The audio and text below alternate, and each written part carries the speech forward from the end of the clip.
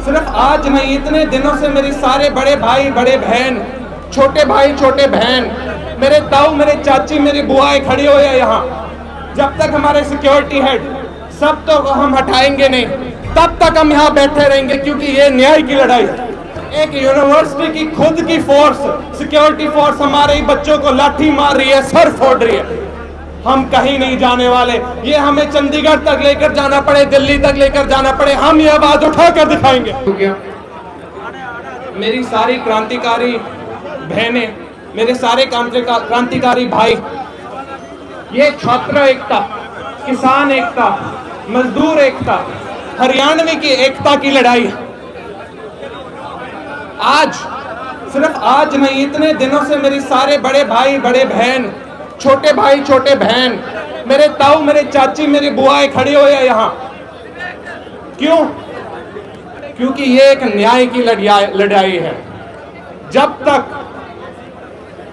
तक हमारे वीसी, जब तक हमारे ट्रेजरर, जब तक हमारे रजिस्ट्रार, जब तक हमारे सिक्योरिटी हेड सब तो हम हटाएंगे नहीं, तब तक हम यहाँ बैठे रहेंगे, क्योंकि ये न्याय की लड़ाई है।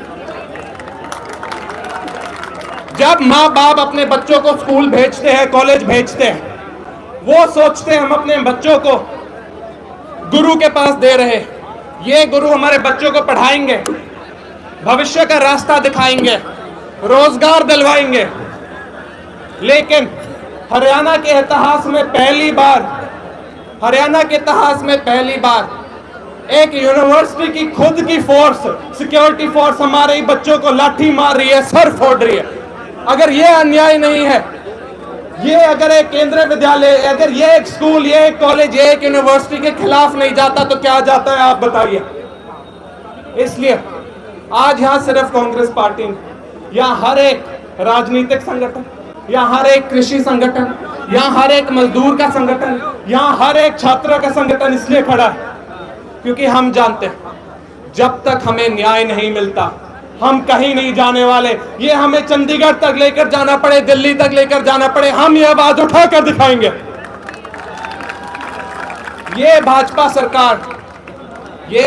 सरकार हर चीज को जाति पाति, ये भाजपा सरकार हर चीज में भेदभाव लाने की कोशिश करती है।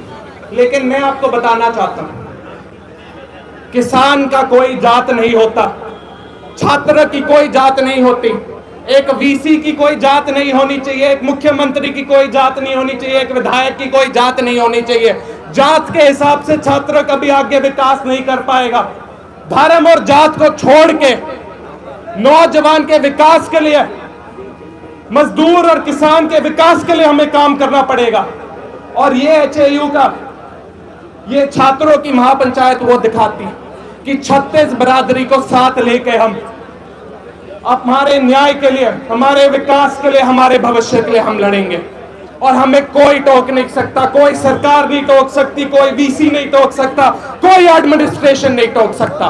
जब तक मेरे भाई और मेरे बहन मेरे साथ खड़े हैं, जब तक मेरे भाई और मेरे बहन मेरे साथ खड़े हैं, मैं जानता हूं हर एक छात्र को हम न्याय लाकर दिखाएंगे।